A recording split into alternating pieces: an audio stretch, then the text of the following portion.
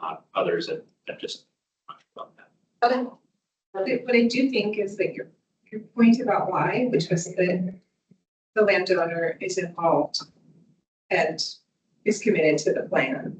And it like owns a large portion of the wet meadow. Yeah, and I think it gets to why I've been asking questions about all the other landowners, because I think if we're to say that about all of them, that they were involved, confirmed involved, and then they'd all be on the benefits list.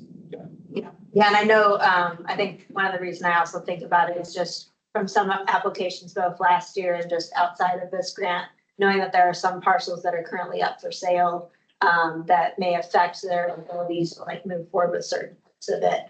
And so that was kind of the other thought in there, but I'll keep that in mind. Okay.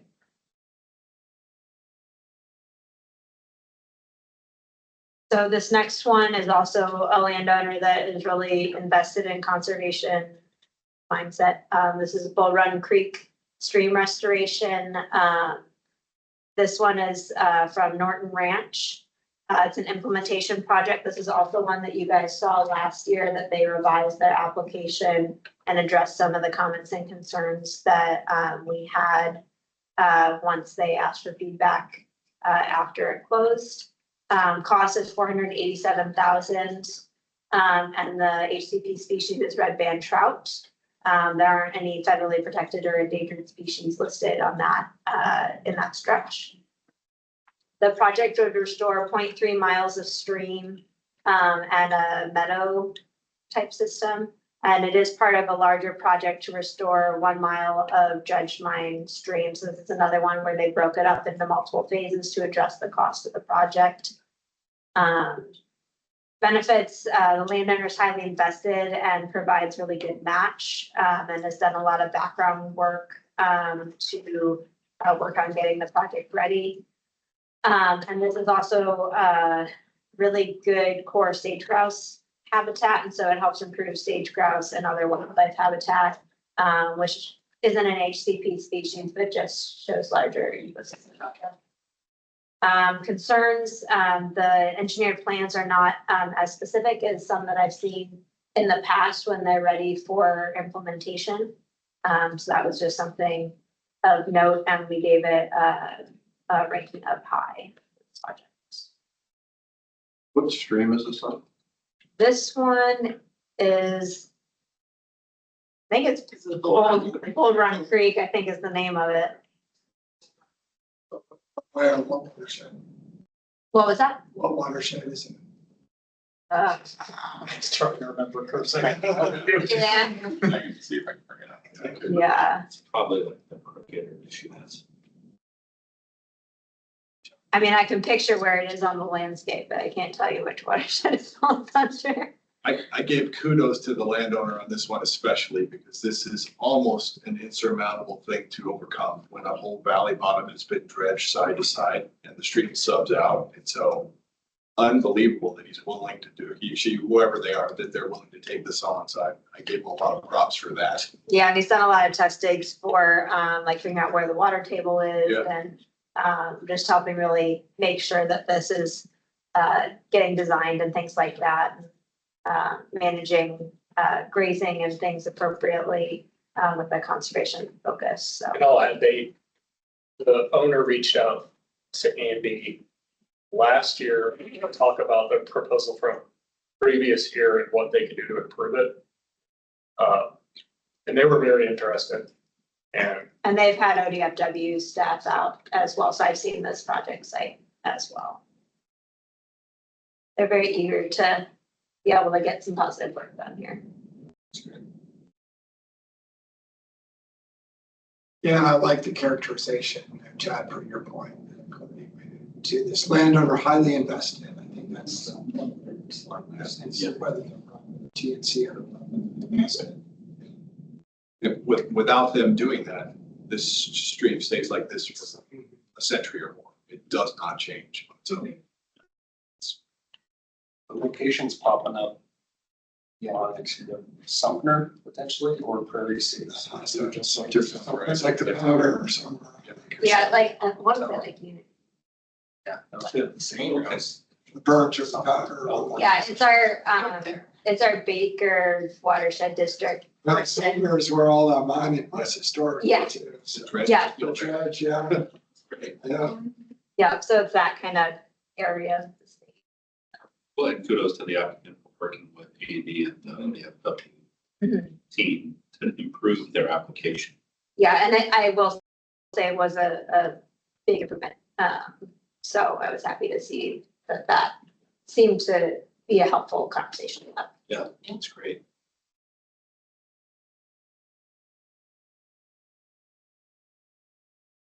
This one's me, so you'll have to hear me speak again. If you forgot who I am, my name is Jeremy Webster.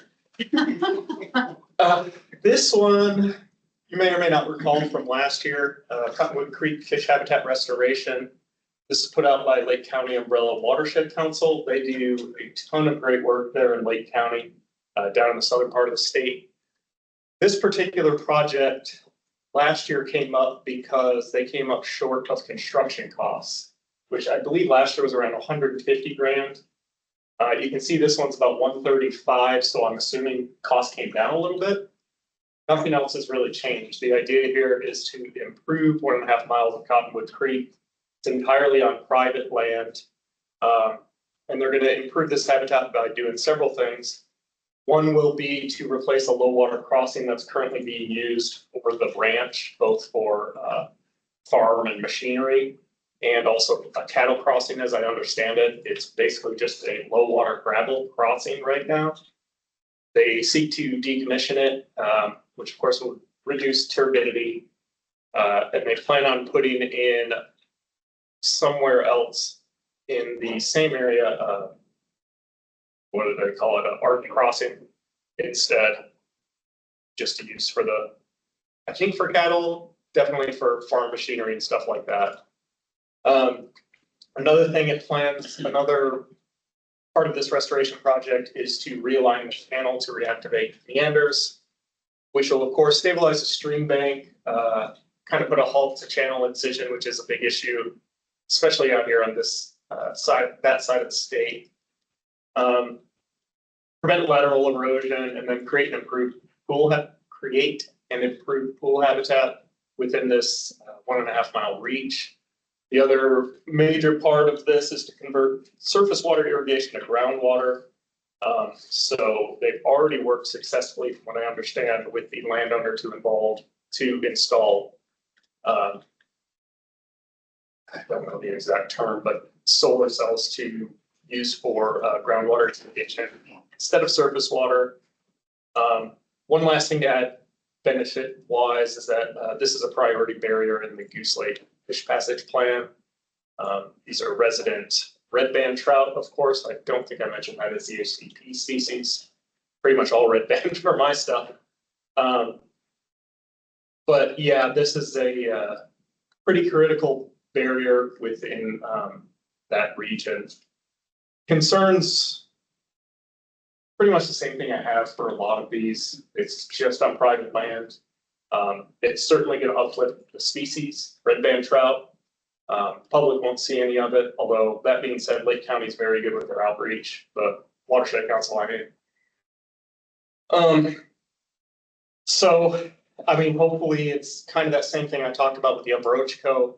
If one landowner does it and it's successful, maybe other landowners will follow suit. There are certainly more barriers within Lake County that could stand to be addressed, so hopefully with the funded and completed project, other landowners would see it and seek to do stuff on their own land. One last parting thought with this one is, I think it's my favorite bang for your buck project. Cheap, it's ready to go. Designs are all done. It just needs to be funded. And recall last year, this one was jumping back and forth right at the level of getting funded. So I think it just fell under last year, not by too much, but questions on that one? Stands out that their match is 3x their ask. Yeah, so, and I have my notes, 402K for the match. It's already secured. OWEB and some other partners, I think those get its OWEB grant, or all correctly.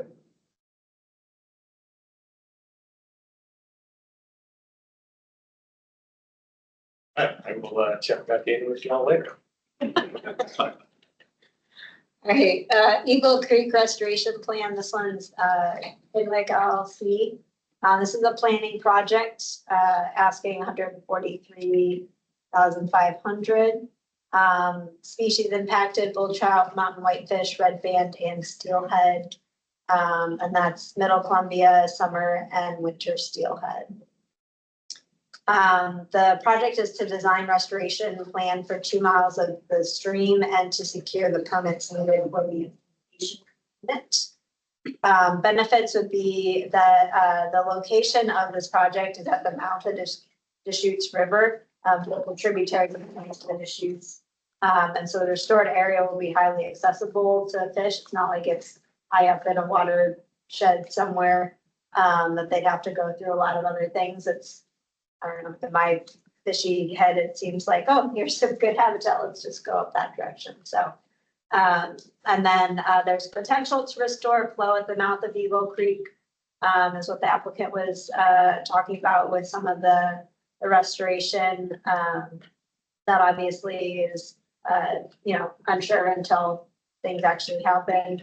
And this one did have letters of support from a variety of stakeholders that were part of the landowners and such. Although I had that as a concern as well in terms of there are a lot of stakeholders and landowners here. So just making sure that there's good agreement, maybe if they could get some kind of conservation agreement to ensure that that pursues. But definitely letters of support was a good start there.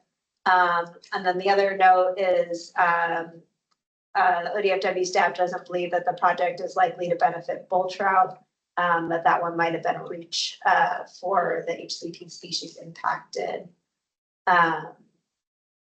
And this is one that the site access is challenging, but that doesn't really play into the planning as much. That'll be more so for implementation. But yeah, we rate this one as high. Were there any questions on this one? You know enough about that stream to tell whether it's a source and not a sink? I do not. Yeah, this is a trip to, the Do you know how often it gets surface flow and so the applicant states that there's perennial water up in the headwaters, and then there's a section that I believe dewaters every year. I think it has to do with irrigation, if I recall correctly. And that it tends to dewater closer to the mouth and maybe at the mouth as well, on a fairly annual basis. But there is perennial water that is upstream in the headwaters. And so I think that where this project would be done would be hoping to get some more regular connection all the way down. First, I apologize if I missed it. What's the ownership of the project? There's multiple partners. There's at least 4 different owners. I know Confederated Tribes of the Warm Springs is involved on this one. And then it's BLM. And then I think there's maybe 1 or 2 private landowners as well. Sure. What's a little bigger over there? Deschutes Homeowners Association. Like it's right where the town is. That's, that is the big fly fishing. Okay. Never been, but. I know that it sounds like a lot more firsthand knowledge of this location, but yeah. Anything else for this one? Inwick LLC has a good experience doing. I am not super familiar with them. They're a smaller private organization that I've not worked directly with, but let me check. But they did list that they've worked on a large variety of projects, and they did list prior projects and general description of these, like what we asked for within they followed the instructions for filling out what their information was to some extent. I do have in my concerns so that they didn't list their employee qualifications, just the company owner. So I take that back a little bit there. We could use a little bit more information, in my opinion. Yeah, I've seen in based in land management aquatic restoration consultant, Peterson.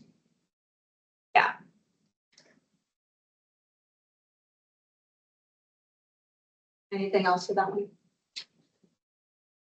And Peterson, I believe he has done a lot of work with the soil and water conservation district. I actually saw a reference to Prineville on that post too, so maybe the best. I think he is, Might help with some of that information across stakeholders.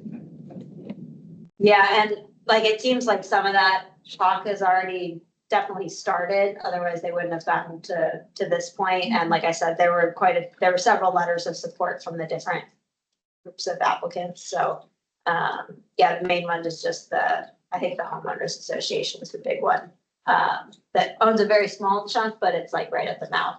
And then some of the bigger stretches, the Confederated Tribes of Warm Springs and the BLM land.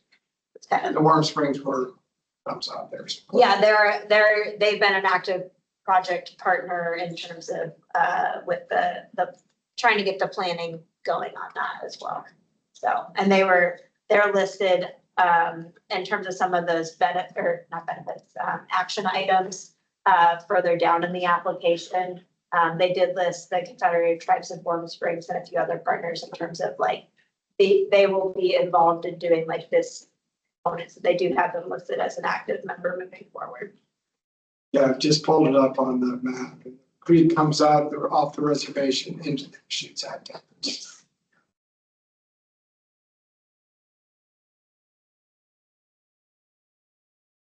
Boat.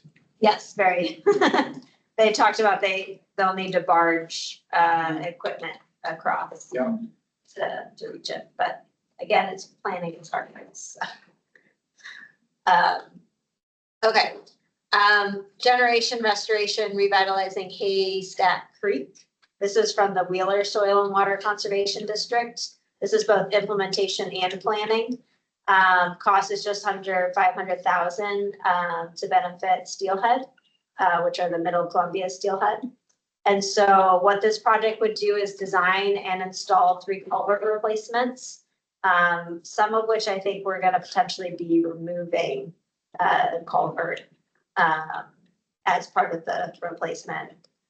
Designing and installing 1,200 feet of in-stream habitat improvements using low-tech process-based restoration structures and large weight debris placement.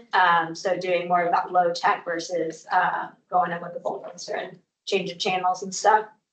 So that type of approach for this one. And this is another component of a larger project that will overall enhance 1.33 miles of stream. That larger project also includes installing exclusion fencing, developing a grazing management plan, and enrolling the project in the Conservation Reserve and Enhancement Program. And the conservation easement for working lands is about 1,500 acres is what the landowner is working on putting into conservation easement. And so that's one of the benefits of this project as a whole. That's money that is not being asked for through the PFA. I'll specify that. But overall, this project will also open up 1.81 miles of upstream habitat. And it is designed to benefit both aquatic and terrestrial species. So again, reaching outside of just the stream for benefits. Concern is that the HCP species is likely red band trout rather than steelhead. that is benefiting, due to potential main stem connection, uncertainty. Again, steelhead and, red band are same species, different life history. Both of them are considered HCP species, but just in terms of which one is, was called out in the application, ODFW believes it is probably more red band as opposed to steelhead. Some of the other reviewers were very skeptical that steelhead. So, yeah, any questions on this one? Are those culvert replacements currently fish passage barriers, or are they just culverts that would be nice to replace? What is the benefit of those? Yeah, I believe they are, so this is, oh, you can't see my pointer. That's one of the culverts that is wanting to be replaced. So I believe they're at least partial passage barriers for all of them, due to either jump or velocity. With like, this one has like a jump height difference. And then I think there's one that is somewhat embedded, so it doesn't have that, but it has velocity issues at higher low flows. That's helpful because I mean, just because it's a culvert doesn't mean that it's a fish passage barrier. It may be draining ditch water. Right, Without any context, I can't tell if Yeah. there is any habitat above that. right. And I will say that, I don't know, they mentioned in the application, it opens up 1.8 miles of upstream habitat. I don't know the quality of the habitat upstream. That was not necessarily mentioned in the application, and I'm not familiar enough with that area to know myself. And so that's always kind of a question as to how much of that is good habitat. But, My sense, my recollection, distant recollection, all the details of these proposals was that there were some degraded conditions that they were going to need to deal with the low tech space restoration. yeah, That was the goal, was to try to restore some of that pollution. right. And it's easy to see, I mean, the exclusion fencing is clearly aligned with not only the author's report, other documents that we put together. Yeah, and that one, the exclusion fencing is not part of the ask for this, from the PFA, but that is part of the larger project. Interesting. So, and so that third bullet point there. Yeah. None of those are within the ask for this project. Those are all part of that, like, this project as a whole is getting these things done. The PFA specific one is designing and installing those 3 culvert replacements and the 1,200 feet of in-stream habitat improvements. Is what the PFA money is specifically being used for. It would be strange for us to put PFA monies towards enrolling a project in the correct program. Yeah, and I think that's already like in progress, like there's quite a bit of money that was already, that has already been secured for this larger scale of the project. Some of it they're still working on getting, and some of it is already secured. And then back to the conservation easement, do you have any insight on who will hold the easement? Is the landowner being compensated for that easement? I believe there might be some monetary compensation. I know that within the application, they showed a picture of like the 1,500 acres that they're proposing to put into that easement, and that's something that is I believe, in progress right now. I don't think it's fully complete yet, but they've got the funds needed to, or are in the process of getting the funds needed to do that. I just want to be careful that we're not paying for development and conservation easements that the landowner has been compensated for. Taking public monies to develop, No. private gain. No, that's a separate funding ask, is my understanding. And just per our conversation earlier about projects that maybe we split on some components, not others, I'm not advocating for it in this instance, but I thought the planning component of this proposal was good and clear. The implementation was really speculative. So like, give us money for implementation too, after we're done with planning. So to me, this illustrates an example of this. Hey, we'll support the planning and then come back and ask for the detailed proposal. Yeah, great one. Yeah, and that's another kind of question that gets raised while you think about the reviews, because you know, we hear a lot of that conversation of like, oh, we really want to do the implementation, but in order to get to that, you have to plan. And so is it preferential for people to ask for it all in one go to show like, hey, we're going to implement, but we just have to get the plans first. So we're piecing them together, or, you know, I think it depends on different reviewers in terms of whether they want to see a full plan in place so that they know what that they're putting money toward the implementation side of things. I So, think one of the things that flagged that kind of reminded me in my head about this one, so the owner, I think, is part of the contribution on the grazing management plan financially. yeah, I thought was a great signal of participation in it. yeah, And I remember making kind of a mental note about wondering if that was why we were seeing planning and implementation all at once, was partly just to acknowledge the partnership exists right now, and is there a sense of urgency and timing with the landowner based on what they are solving for. But I was speculating. yeah, I'm not sure on that one. I know for one of the projects, I don't think it was this one, because I think I made a note on one of the slides, but that they've been working on trying to do it for so long that there's starting to be some concern that, you know, they're gonna lose out on that opportunity, but I think that was a different project. But yes, this one does have, again, like landowner involvement, and they want to make sure their working lands are getting improved and stuff as well, managed appropriately. To your question about planning versus implementation, split or together, I think that some of that is determined by scale. Sure. If you are a small landowner and you're looking to replace a culvert, and you don't have a plan to do so, they include the planning and implementation of that single culvert replacement. It's very different than if the Coquille Watershed Council that was asking for planning and implementation for that full basement assessment and every crossing in the basin. Yes. So like, there's a spectrum there of, you know, what is appropriate to combine and what might be better to do stepwise approach. Yeah, that makes sense.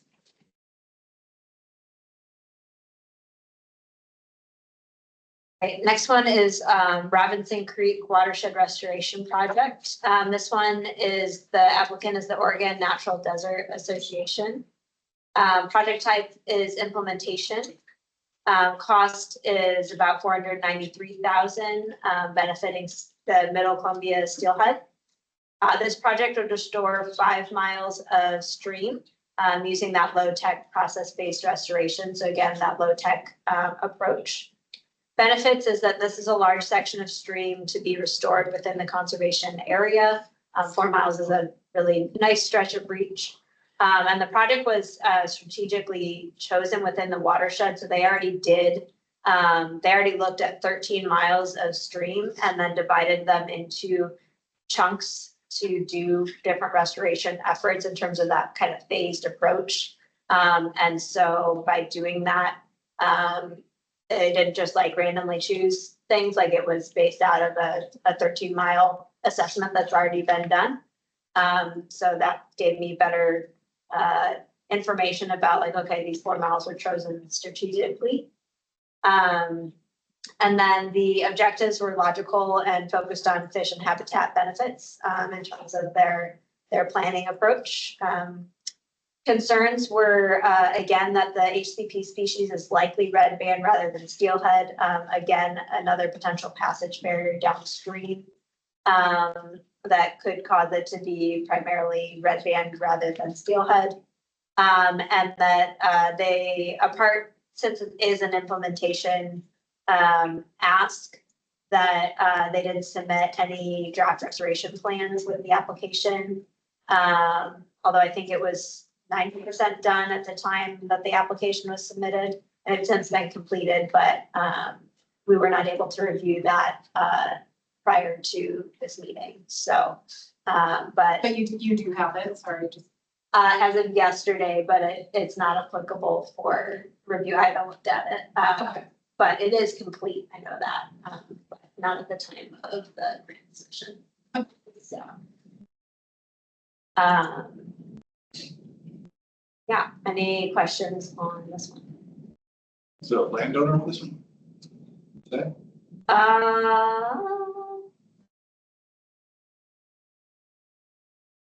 I'll pause it on that. Let's see. If that would have been-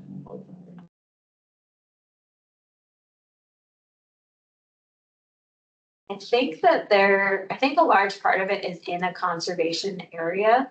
So I don't know that I'm not sure if there's many like private landowners, if it's like a larger, like just an area that was more conservation based, but I'm not 100%. It's a tributary, and this might be a Warm Springs property, actually. I camped on this property last year.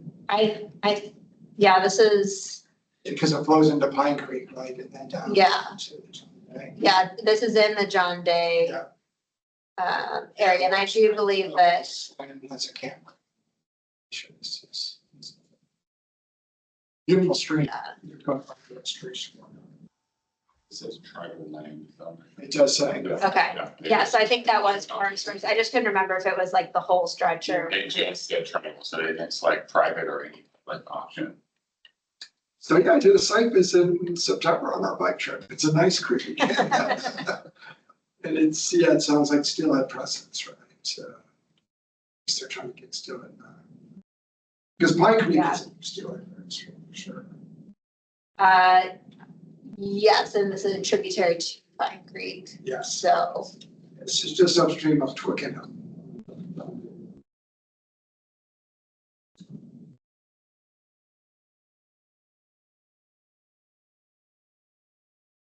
Anything else on this one? So we'll move back down to the southern part of the state, down to the South Fork Sprague. This is a tributary to the Klamath River.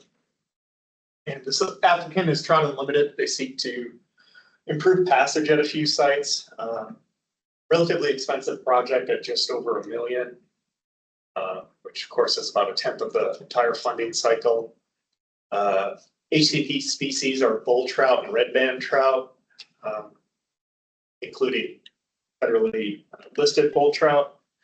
So the project itself looks to replace 2 culverts and concrete ford structures that meet U.S. Forest Service guidelines. So those 3 pictures at the top, that one is your ford. The other 2 are the culverts. Maybe mashed a little bit in the picture as I stretched it, but I think that's more or less what they look like. All 3 of these sites are on the ODFW's Fish Passage Barrier Priority List. The 2 culverts are on Whitworth and Deming Creeks, which are tribs of the South Fork Sprague. That particular ford right there is within a beaver enhancement area, one that I am part of. Beaver emphasis area. Thank you for remembering that first time. It's also within bull trout critical habitat, so this is a priority for Klamath bull trout recovery implementation plan. The bull trout in this area have become pretty imperiled due to the bootleg fire of 2021. I think it's the 3rd worst fire in Oregon's history. Those of you who have been down to that area, it is a massive footprint, and a lot of it took out a lot of bull trout populations. So this area is pretty imperative towards uplifting bull trout. One of the many areas, but that bootleg fire is also a concern. It pretty much destroyed a lot of habitat upstream. It's just constantly throwing sediment into the stream now, as much as there have been restoration projects higher in these basins. It is a concern how much we can uplift bull trout especially. But even if those benefits are somewhat limited towards bull trout, it is certainly going to help red band trout in the area. The other concern is large budget. So it's $1 million for 3 structures, like I mentioned, to replace 2 undersized culverts and replace a ford. One of the concerns is in the budget itself, all 3 of these crossings are listed at the same price. Seems a little off because that ford is much bigger than the culverts. It's an entire bridge right there. They're looking at putting bridges across all three crossings. I'm sorry? Are they gonna replace each of these with a bridge? No, only. I'm a little confused. So the ford, if you look at that picture, just at the very lower left corner, that's where the bridge is starting right there. So the bridge is above that. I don't know exactly how it was constructed in the past, but it looks like the bridge you can go over except at extreme high flows. And then underneath that, there seems to be a concrete skirt, maybe might be the best vocab for that. I'm not entirely sure. I've been to that site several times. But that's a good question. I don't know the exact details of that. One other thing I've thought about with this, as we talked about with other projects, is it is a big budget. I would suspect we could break it up if needed, because it is 3 distinct sites. Again, my concern with the budget, that them all costing the same doesn't seem right, but I imagine that could be teased out pretty easily. I know, if I remember correctly, the budgets are based on quotes they got for something similar in the region. If I remember correctly. See again where this is at? So the South Fork Sprague River is, I don't know how well you know Southern Oregon geography, but it's east of Klamath Falls, kind of east-northeast of Klamath Falls. Flows into the Sprague. Sprague flows north into the Williamson, into the upper Klamath Lake, and then It's private. this, we were talking about this earlier with AJ's kind of West Fork Trail project. So the crossings are all Forest Service roads. And as I understand it, the ownership is theirs. But they're within Green Diamond land. So all the land surrounding that wouldn't be where the road is Green Diamond, I think, for all of these. So in order to be triggering the FRIA process, that road would need to be both owned and controlled by the private timber company. as I understand it, correct. So I'm stating that as fact. Oh, well, thank you. So because it is a Forest Service owned road, even if the underlying land is owned by any private timber company, they would not be obligated to do the FRIA process and thus legally required to replace it. So it would be additional in both cases. Yes, and as I understand it, with the land being right there and any construction activities, they'd at least need permission. They do have a match of, from what I understand, in-kind hours for Green Diamond and the Forest Service. It's a small match, but.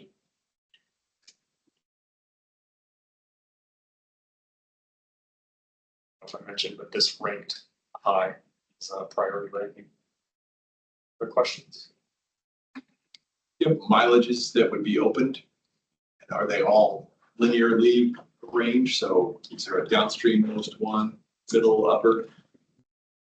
I'm trying to remember where Deming and Whitworth come in. I don't recall off the top of my head.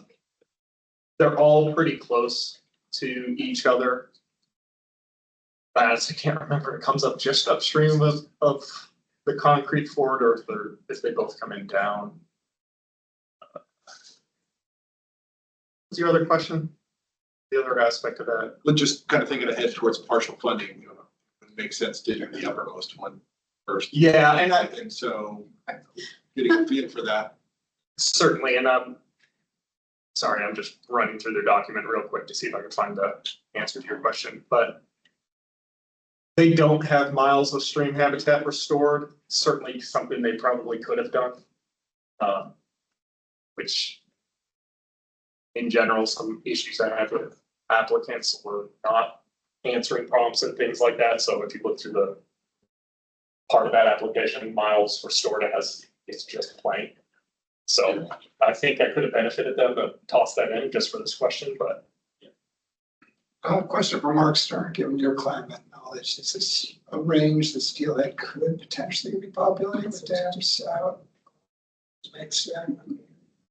Or is it not likely to be? It can. It can, yeah, it's got a few decades. It's got a ways to go. It does, but Of the Williamson. Then up there. It's really getting past, so the dams are out, of course. There are 2 more dams fish have to navigate. The lake. If the downstream, so before they hit the lake. The first one's a bit iffy, but there's a whole bunch of, this, either there, but there's a whole bunch of money being figured out. Potentially, right now, yes, everything should be able to get through the lake, into the Williamson, into the spray. We haven't seen any of that yet. Of course, everybody's down there looking and we get plenty of reports of it, but Steelhead, Chinook. I don't think traditional coho ever went up that much, so coho will probably stay down, but But the species that they are listing that we can be. they are sure there. Yes, Bull trout, red. yes, they are there in terms of red band. They definitely were there in terms of bull trout in very recent history. Theoretically, these others could make it. Yes, That's something. that's correct. And this is part of a big effort in spraying and elsewhere to do restoration. I know that the Interior Department is funding a lot of stuff, spraying, TU, other organizations, Yeah. climate tribes, et cetera. We'll have another spray project up here soon. There's a lot going on here. You would find is a replacement of fish friendly structures throughout that. There's a question about specifically which one, I just, you're not convinced any draft engineering. So large crossing's gonna. Sure not. So They're saying that they do expect to get a stamp, so yeah, I would assume, but there's just kind of steady fish friendly structure throughout the implementation monitoring. So that makes it feel like we're saying implementation, but is it possible that planning and engineering is also So in the million?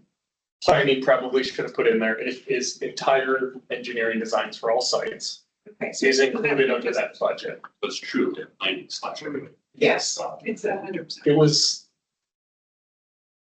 there wasn't enough clear details in a lot of cases, there were a lot of things like you're bringing up. Yeah, this, It's 0% design. As I understand it, yes. And yeah, it's design. I'm sorry. It is a design until. Yes, the project itself would be, yes. So if you wanted, if the committee decided to break it up, it would be, we just want to do one culvert, so we design the culvert and then put the culvert in.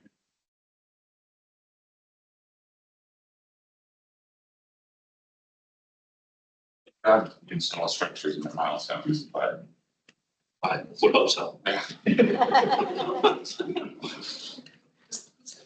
Just, Haven't planned it. All right, the next one is strategic brook trout removal in the Wallowa Mountains. The fund, it's kind of unique compared to the other projects, but I feel like it's been brought up, today. And this is one of, I think, only 2 applicants that were from a tribe, so this is the Nez Perce tribe as the applicant.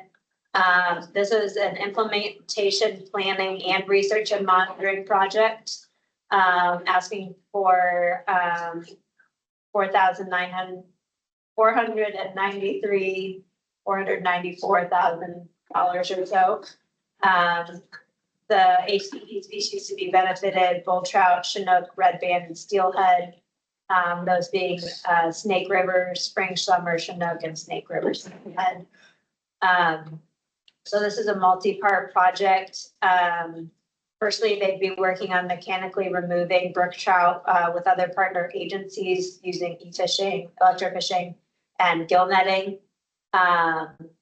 And monitoring the effectiveness of the status of doing that and the work that is currently undergoing. And then also collecting data to develop a comprehensive eradication strategy for the larger area and potentially some other streams in the area. So the benefits, as I mentioned in kind of our heading slide, brook trout are a primary threat to bull trout recovery. And this project capitalizes on ongoing eradication efforts that are happening with multiple agencies, which in my thought increases potentially the success potential. So there's already work being done with ODFW and the Forest Service, I believe, or Fish and Wildlife Service. That like last year they went and did some initial work to start eradicating brook trout, and are going to continue doing that. And there's ODFW match for another several years to kind of help with this project and stuff. So capitalizing on an effort that's already ongoing in this basin. Concerns are just in general, successfully eradicating any species is extremely challenging. And the likelihood of success is just unknown. This location is chosen somewhat. They feel like there is a chance that they can be successful in terms of the location and potential like other barriers that are currently in place that could help block brook trout from moving upstream or downstream. And then there's lake access and things like that. But any way you look at it, eradication is going to be a challenge. So we rank this as a high priority. Yeah, any questions with this? And in each of those three tributaries to the. So, One of them, I see lost being mentioned in there. yeah, so those are the three that they'd be working on doing the research and monitoring plans. I think most of the work is being done on Bear Creek. That's what last year they kind of did the original, like the first pilot study of like how to actually go about getting into these wilderness streams and like doing some of these projects.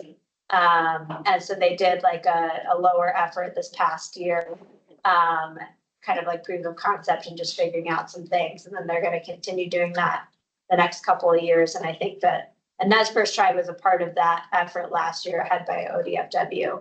But Nez Perce was included in that. And so this is kind of continuing to build on that and then providing additional information to figure out how to go about doing it, like in the Lost Dean and Minot, as well as expanding the efforts that are available for the eradication and just figuring out how well that's working. Might partial funding be restricted to Bear Creek, or is it more just to try to learn lessons from lost Dean?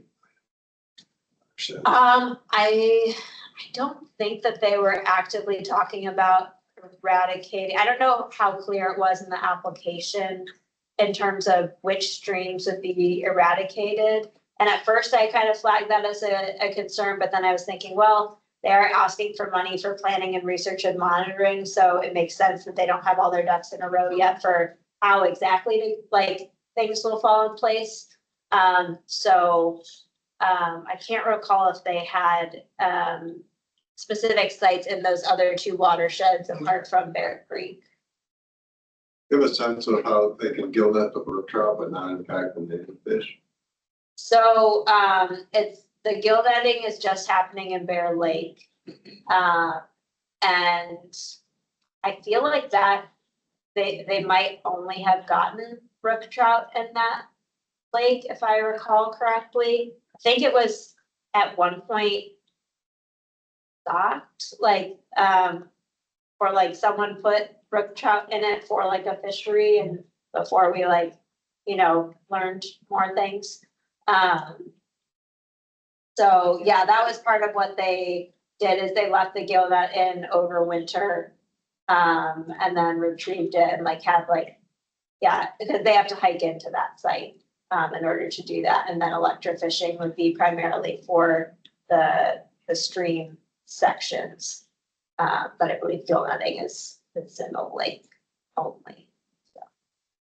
Kristen, I might have missed it. Is this a 1-year treatment? How multiple year treatment? No, this is, I almost want to say that this might be a 10-year plan, or at least a 5-year plan.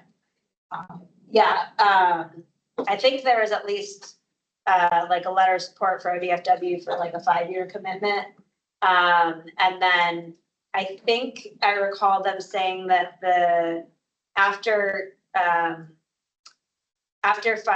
getting no brook trout, like, as they're doing their sampling and stuff, that they would monitor for up to 2 years after that.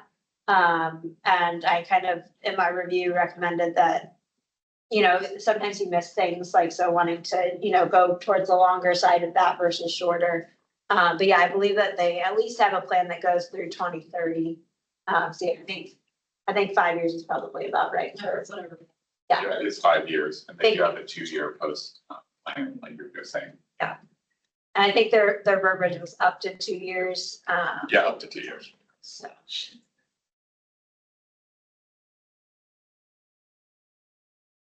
Anything else for this one?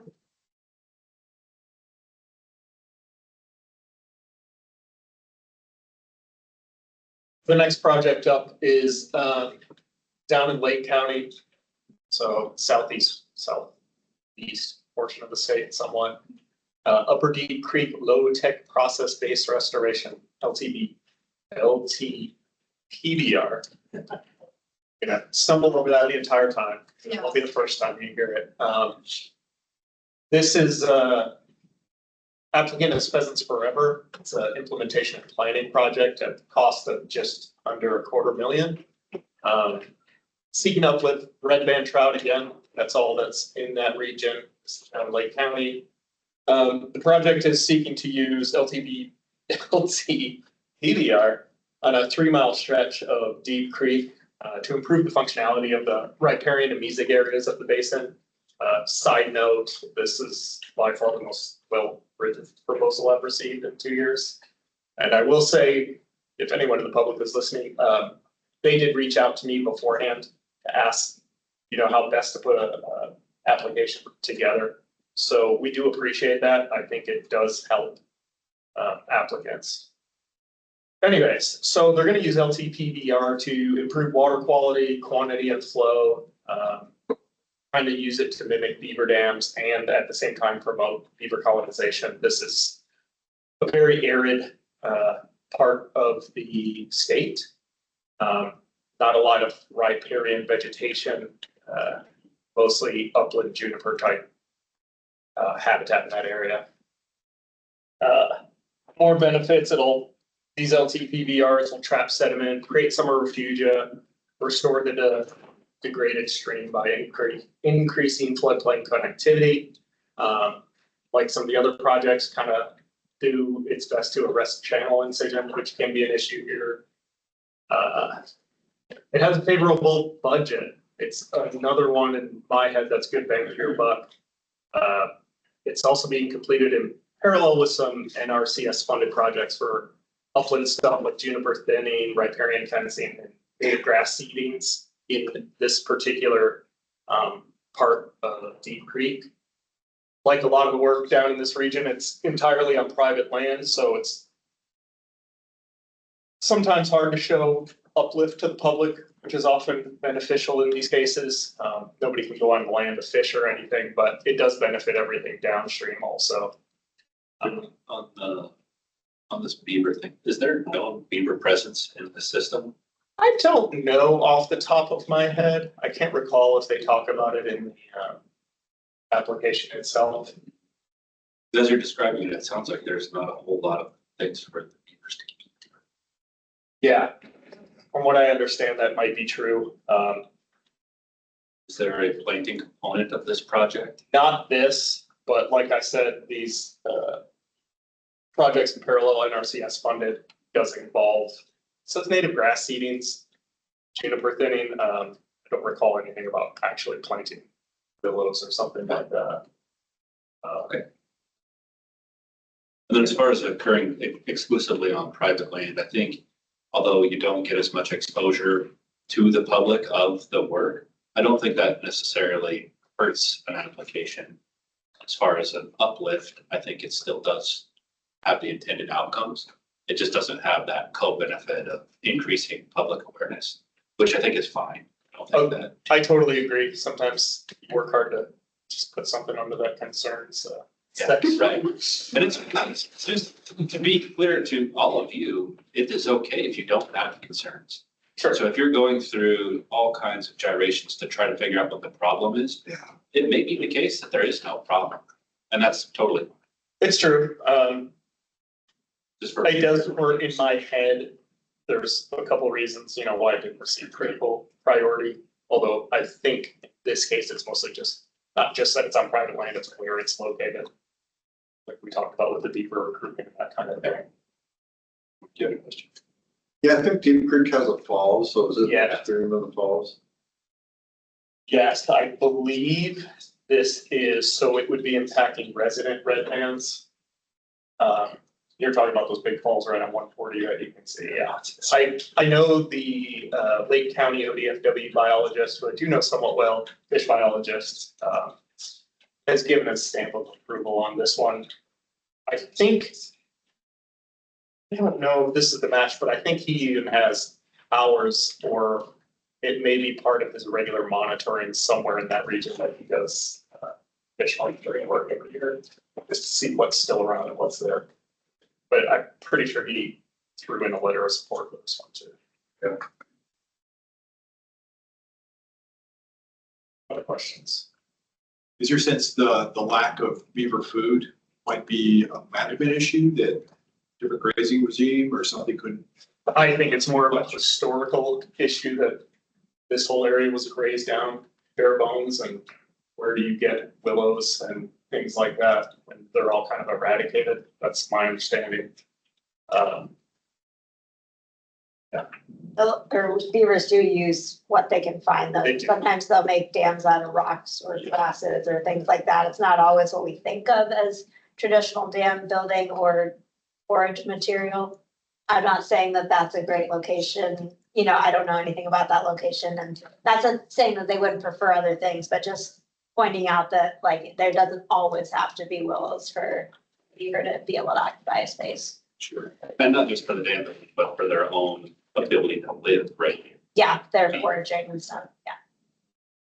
You know, oftentimes, if it's being grazed really heavily, the vegetation is there, it just can't express, you know, older age classes, and so you may not even know it's there until you flash grazing instead of seasonal. So if I can jump back in, I'm just going through the application really quick. Under project condition, I'm just going to quote the applicant here.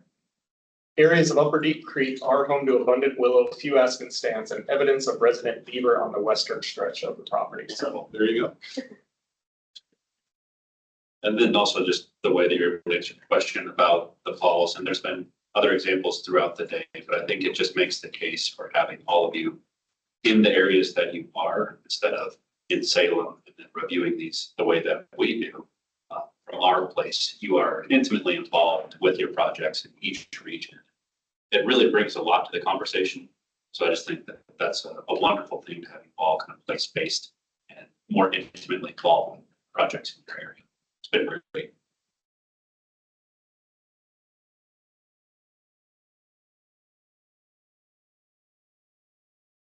Wonderful. It's me again, doing it in a row. Okay, so back to the spray, if you all will recall. The project is titled Upper Spray Low Tech Process-Based Restoration, Salmon and Monitoring. This is another Trout Unlimited. This is the applicant research and monitoring project, which we discussed back and forth already today. At a cost of about 200 grand. HCP species, again, red band trout with the potential of an anadromous species. But that is, of course, unknown at this point. So 200 grand, a 4-year project.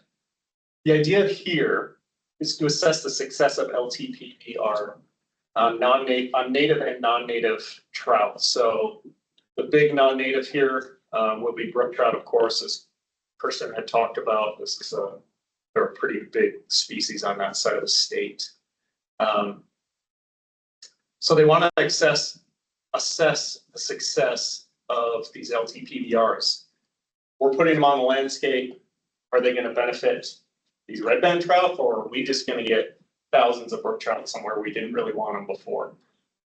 So that's kind of the research aspect, and what I found very interesting, and I think, in my opinion, is worth funding, because it will strategically inform implementation of future projects. So as most of you know, the LTPBR projects can be done relatively cheaply. If we knew where to put them, where they give us the most bang for our buck, that would be very helpful to find out. Again, there's a potential benefit for anadromous salmonids. Dams are out, still a couple more, so they're a big lake to get through, but they're gonna get there, I think, eventually. This is both the North Fork and South Fork sprays, so to back up a little bit. The research project looks at 2 control streams and 2 treatment streams. So it involves a year of pre-project monitoring. So they're going to be putting in, make sure this is the right one. Yes. Pit tag arrays at all of these sites in both the control and treatment sites. And they'll be doing e-fishing for monitoring at those sites before and after. Putting in LTPBR structures. The other benefit of putting in these pit tag arrays will also help detecting any anadromous salmonids that do make it up. A lot of those have been tagged already, either in California. I know they'll be releasing more down in Klamath tagged juveniles, which would be a while before they came back, but potentially they'd be the first to pick those up because they have those arrays already out there.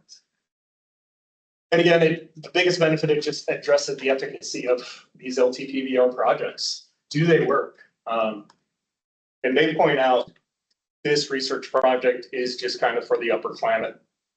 I think it's because maybe if you do it up in the Walla Wallas or something, it would have different effects. But I think the very important part is it going to help these anadromous species or red band, or is it just going to be a full of brook trout? Because a lot of times these will mimic beaver dams. And a lot of times those pools behind beaver dams are just full of brook trout, especially in that region. So it'd be nice to know if we're just making it worse, essentially.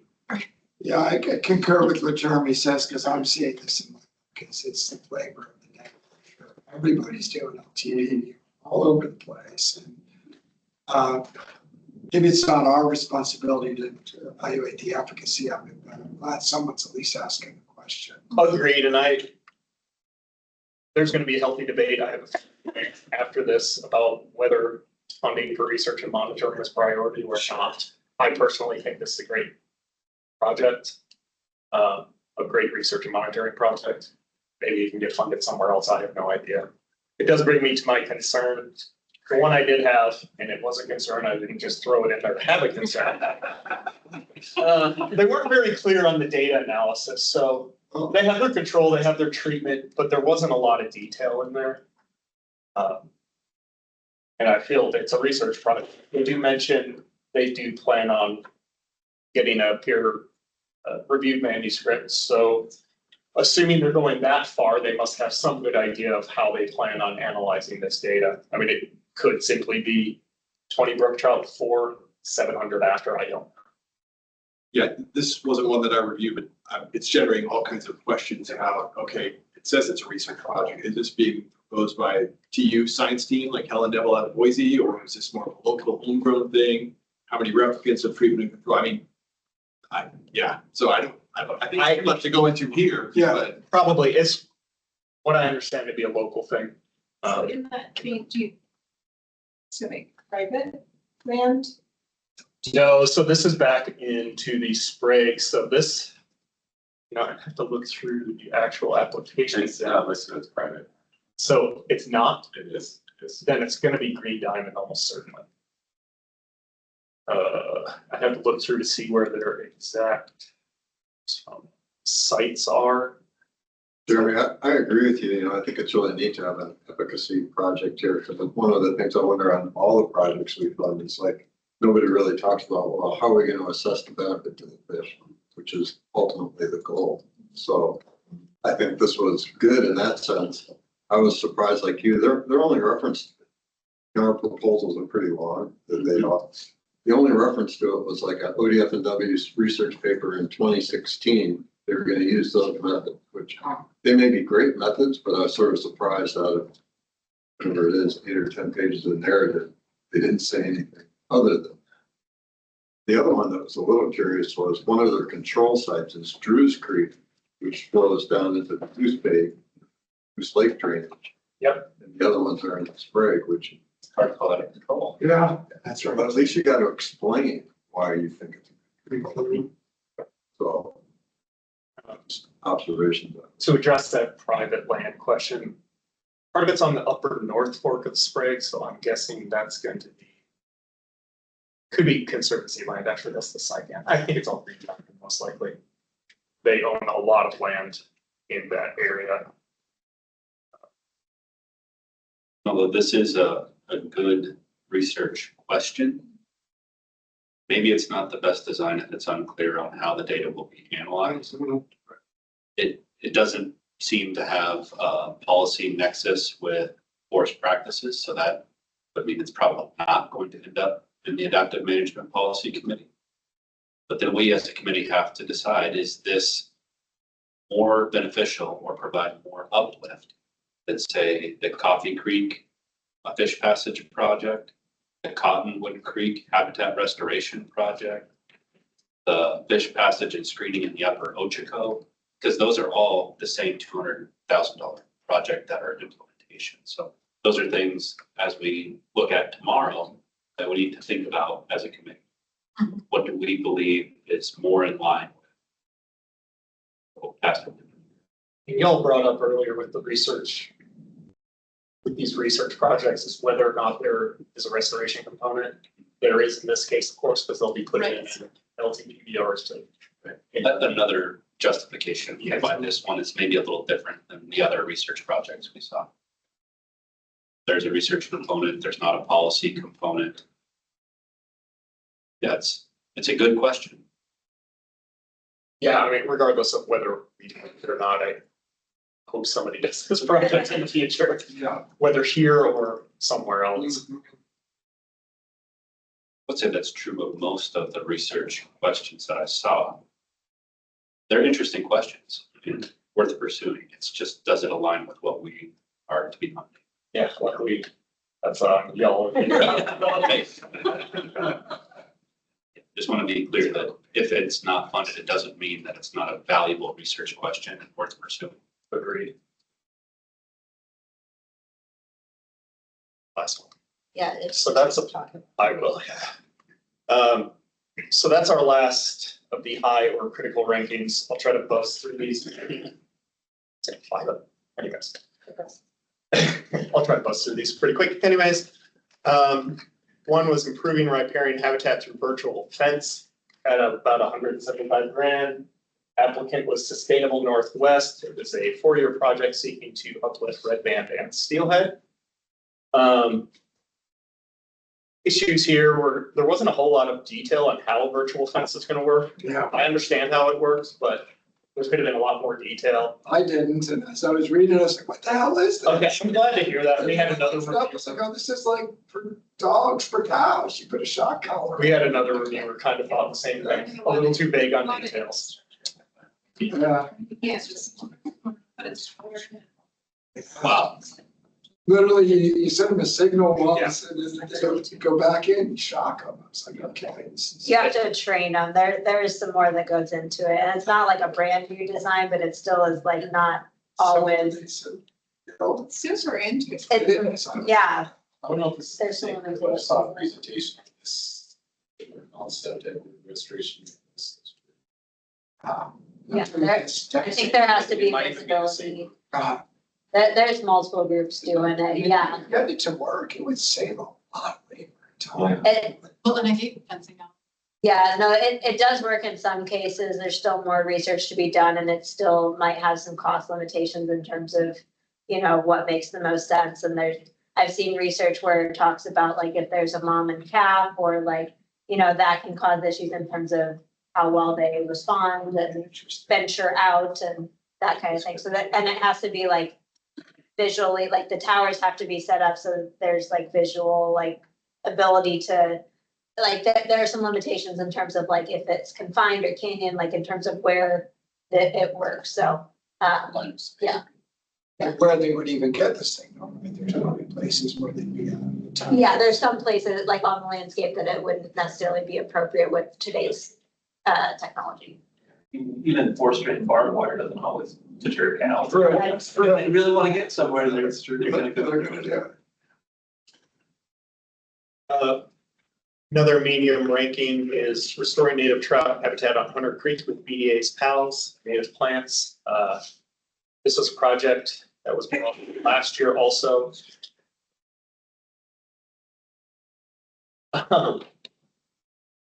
It is improved, the project, I believe. They talked to you, Kirsten, or was it? Or maybe it was me again. They definitely improved the project from last year. It's relatively cheap. It still runs afoul of the problem of last year, which is, it is still very unclear whether there'll be any uplift for the HCV species in this case, red band. I do want to say, that being said,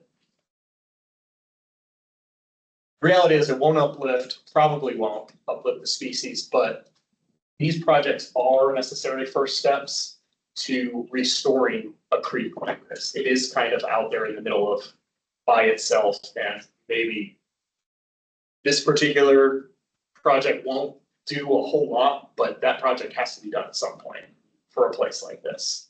So that's just more kind of back of the head stuff you might want to think about when awarding projects. It all has to start somewhere. Yeah, so those are our two mediums. We have some lows, Confederated Tribes of Warm Springs, $5 million project. The overall theme with why a lot of these ranked lower for me is they were just too vague on details. This one, for a $5 million budget, has 5 lines under its budget. And that just doesn't tell you much about it, especially for how much money would be involved. I guess I reviewed this one and about the same thing. The budget lacked detail. That aside, I love this project. And I thought it was a great example of collaboration amongst state, private, and tribal entities. I think it's pretty clear to see how the uplift could occur. And I would hope to see this project come back. It is $5 million, but we have authorization to spend 10, of course. And if we spend half of it on one big project, there's nothing wrong with that either. But the clarity of the budget is really why it didn't score higher for me, because I like this project. One of the concerns an outside reviewer brought in was an ODFW reviewer was, does ODFW want to be involved in funding what is very much a big part of it, from what I understand, would be hatchery focused production. Do we as PFA want to fund those types of things? So I know the one reviewer wasn't a big fan of it for that reason. Oh, next was Muddy Creek, 500 grand. It's Muddy Creek. 4-year project, seeking uplift red band trout, restore riparian habitat. Not a lot of detail to really properly assess whether this would be a successful project. The reviewer pointed out the way it was written, it kind of felt like a upland project with the riparian part kind of tossed in at the end. Again, just low on details, and if we can't properly assess whether it's going to be successful, then it seems difficult to fund it. Anything in that case. Ochoco Preserve, this was up last year also. They must have cut it at least a little bit. 2-year project at 333, red band, trout uplift, bull trout maybe. This is right in the town of Prineville, for those of you who might be aware of it. Again, details were lacking. And in this case, I personally thought all of these prompts, and I don't know if this is thanking Andy or everybody that were included with the applications this year, were great. This particular project didn't answer a lot of them. And again, it goes towards, did you read through everything? Did you follow instructions? And yeah.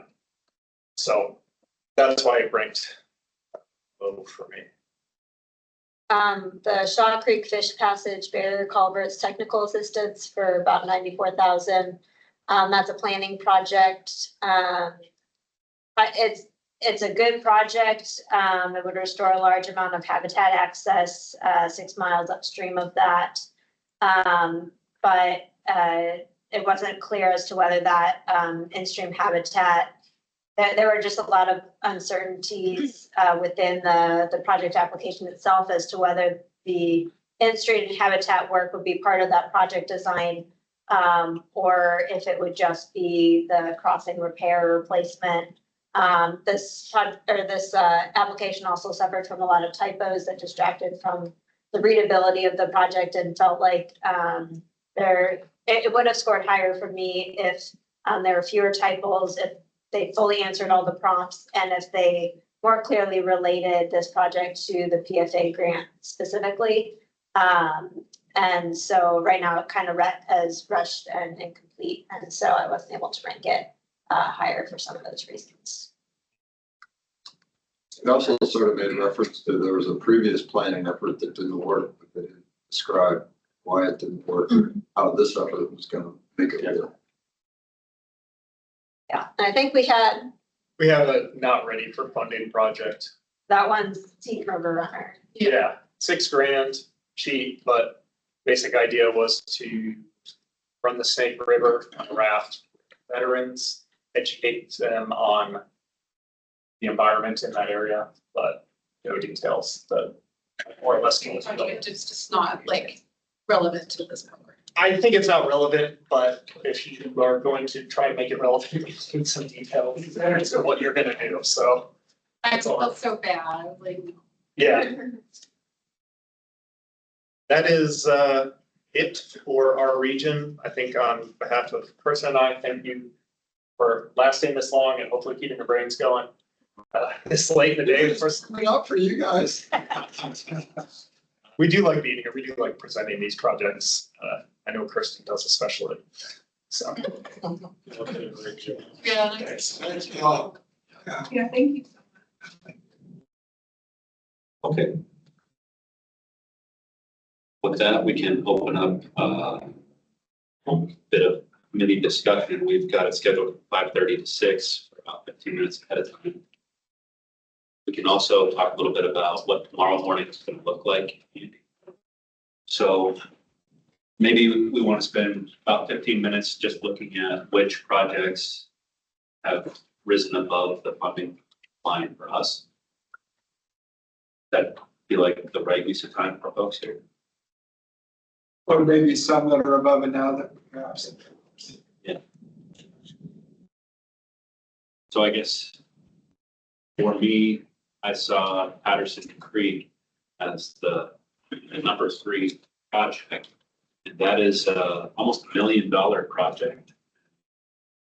I think there is a case to be made that we should look at if we want to fund that entirely, or just the components that we feel align well. Because there are several projects just below the funding line that are also good. I don't think we want to get into moving projects today. I would need to run out of time for that conversation. So we can pull that off for tomorrow. Yeah, I'd like to just take a look back at it. Courtney and I were identical for scoring. Where we got here.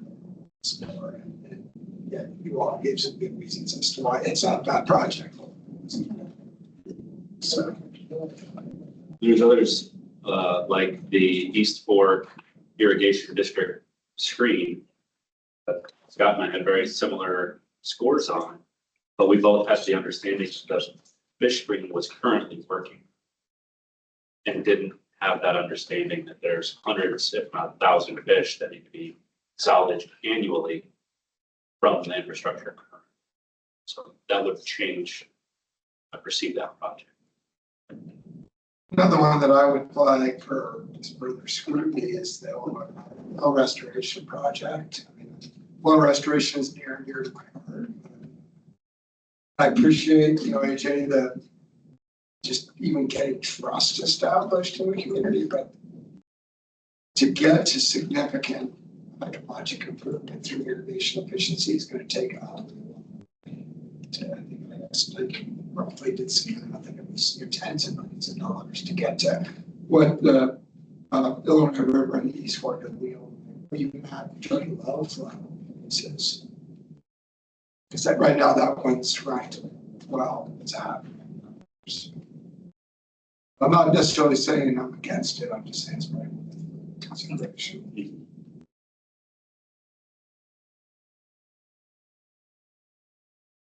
Any other comments from the committee on the current rankings?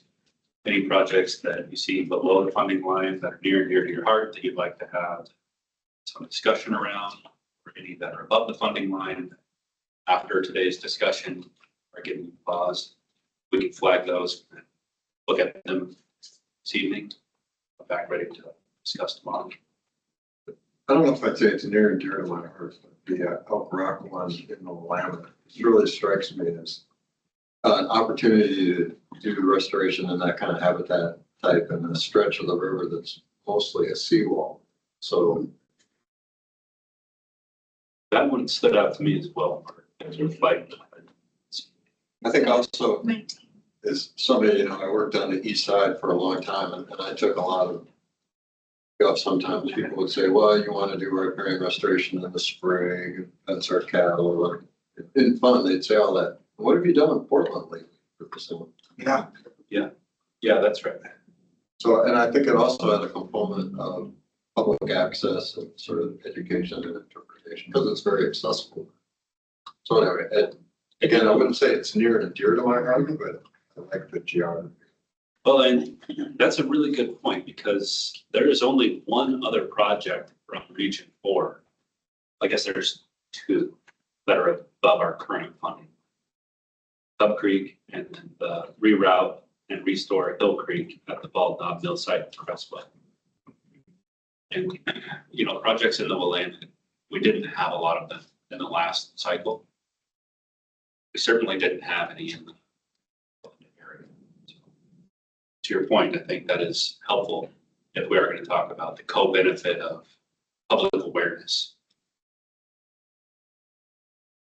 Looking at the public.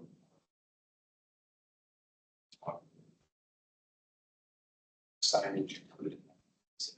Outreach.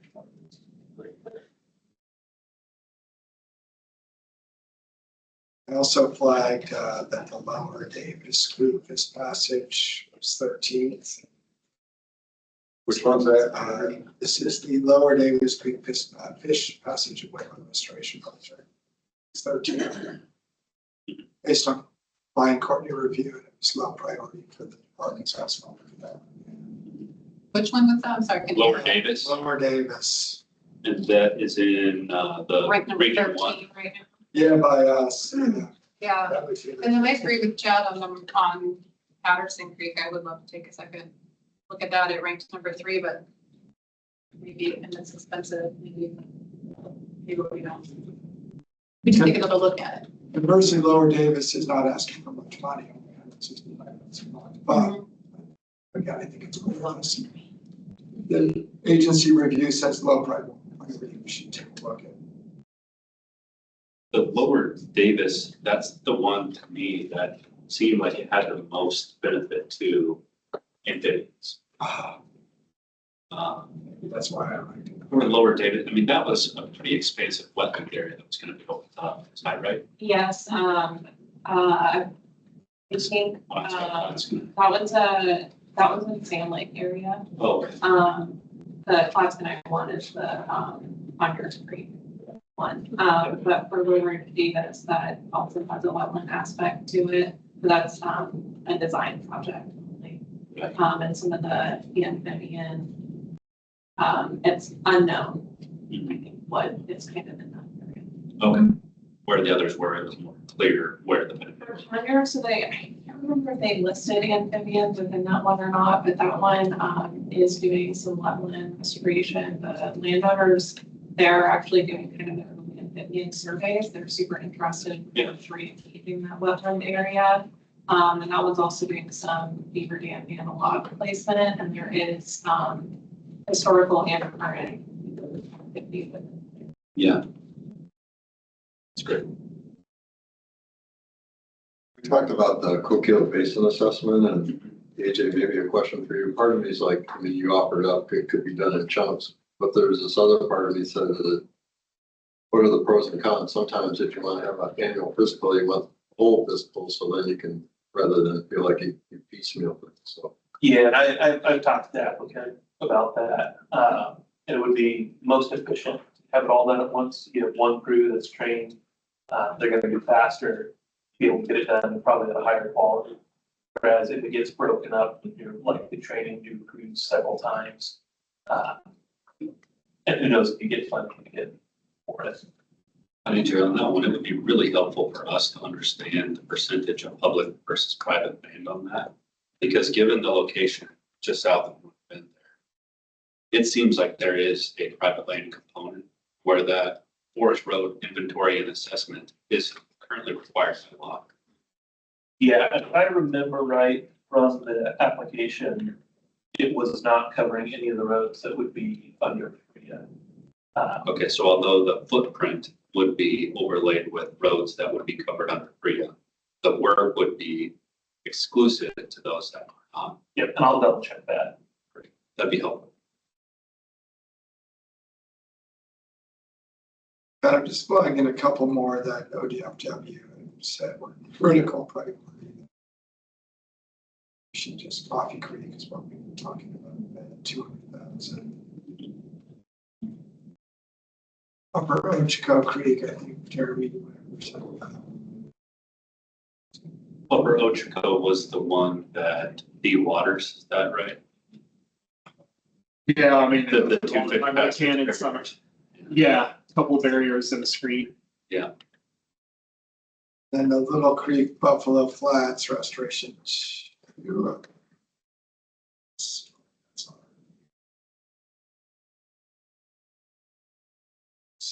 That's where again? So Sprague, Little Creek Buffalo Flats now.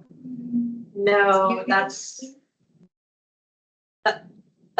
my one, right? Yeah. The Catherine. Catherine Creek, that's right, Little Creek. Yeah. Yes, Or, that's Catherine Creek. yeah. Yeah. Okay.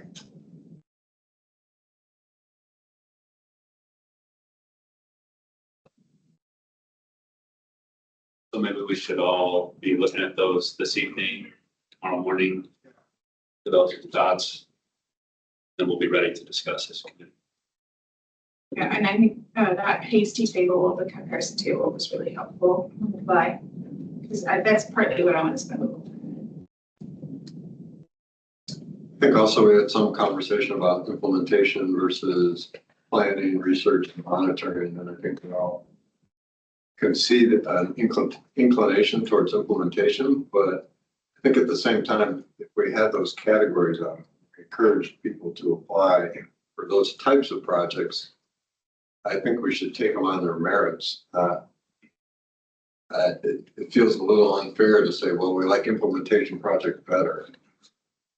And we didn't really lay that out in the application. We encourage people to apply for any range of projects. So I think we got to be careful there. If we wanted to do it differently in the future, that would be different. But I think for this round, they all should be. I think they are on equal footing. I think every round of grants, it's gonna just depend, you may or may not get funded, just depending on what all the other projects are. Although I think we're 2 for 2 now with really good implementation projects, and the federal funding is going to land for this stuff, implementation projects. 100 project proposals next year. And to Mark's point, I think it's worth our next meeting discussing what type of applications we would be open to. And if we are going to want to limit that so that we aren't wasting people's time. And I mean, the planning process has to come somewhere. I mean, if they come to us only asking for implementation funds, they have received the planning funds elsewhere before coming to us, right? So Maybe that comment is more around the research and monitoring. Mhm. But I see planning and implementation as both key to a good project. absolutely. So I did double check there. It is all publicly maintained roads. Perfect. Yeah, that's helpful.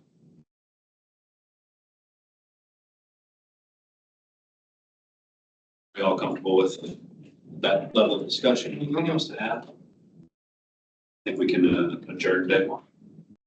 The show that you want to talk, Andy, are we meeting for dinner? We'll do the meeting and then we'll chat.